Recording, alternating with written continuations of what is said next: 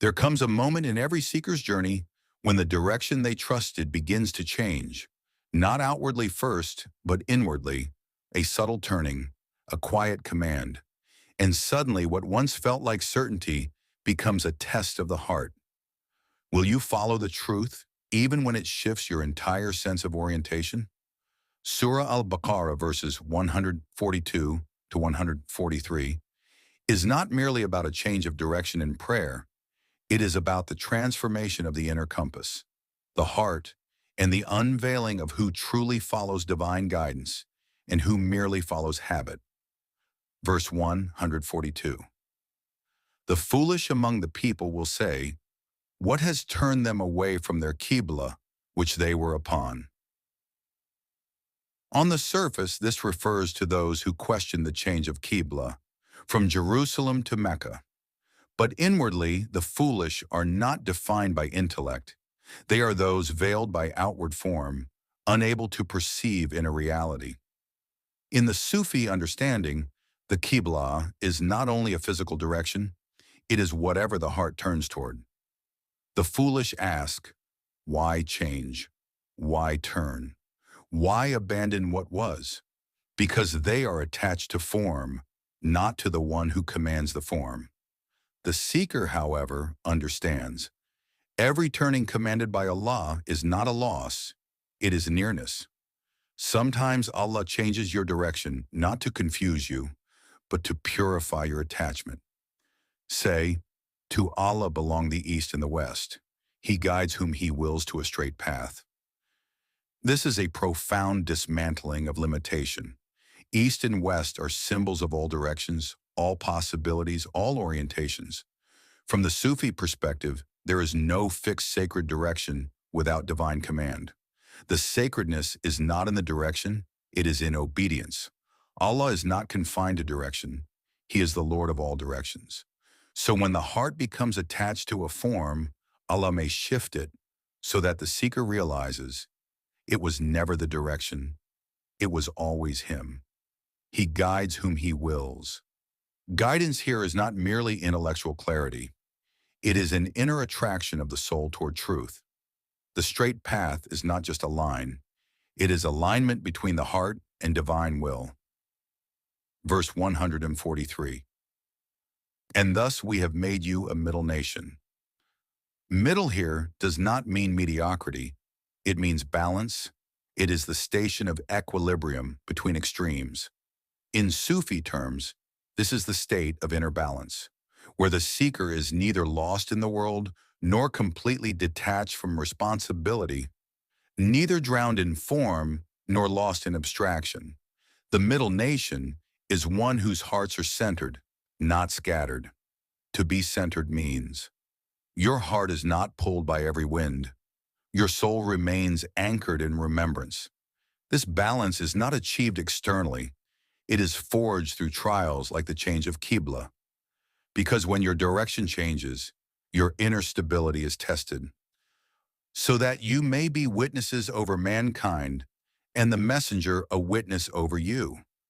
Witnessing here is not merely observation, it is embodiment. You cannot witness truth unless it lives within you. To be a witness over mankind means your very being becomes a reflection of divine guidance. Your actions, your silence, your heart, they testify. But notice the hierarchy. You witness mankind, and the messenger is a witness over you. This is a reminder of humility. No matter how elevated the seeker becomes, their state is still measured against the light of the prophet, peace be upon him. The Sufi path is never independent. It is rooted in prophetic following.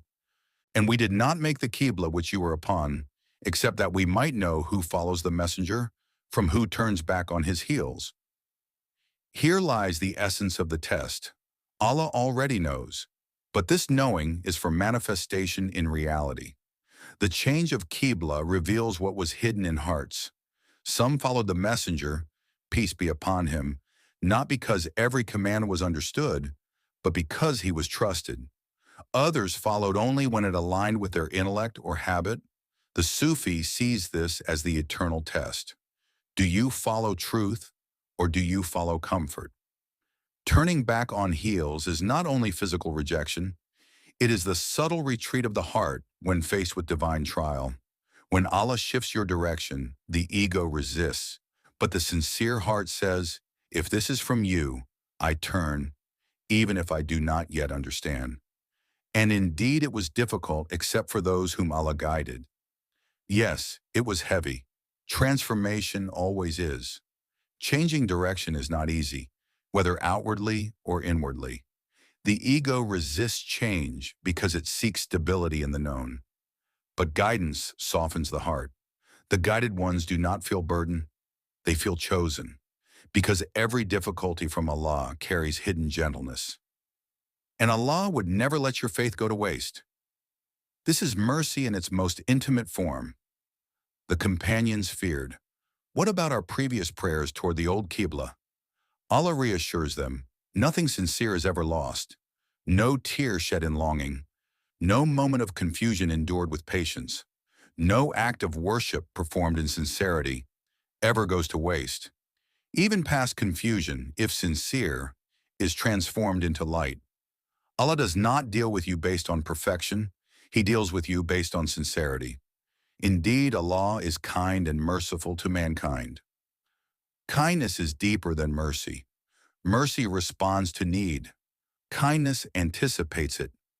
Allah did not only command a change, He nurtured hearts through it. The true seeker feels this truth. Even in confusion, there is care. Even in trials, there is tenderness. The divine does not break the seeker. He reshapes them.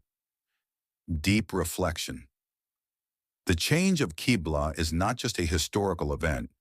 It is a living reality within every seeker. There will be moments when Allah asks you to turn away from habits, away from attachments, away from what once felt right. And in that moment, you will hear two voices.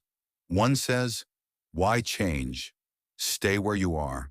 The other whispers, "Turn and come closer." The entire journey depends on which voice you follow. If this reflection stirred something within you, if you felt even a subtle shift in your inner direction, then do not ignore it. Pause, reflect, ask yourself, what is my Qibla right now? And is Allah asking me to turn? Share this message with those who are seeking, because sometimes a single reminder becomes the turning point of a soul. And if you wish to go deeper into these hidden dimensions of the Quran, stay connected, because every verse carries a universe waiting to be unveiled.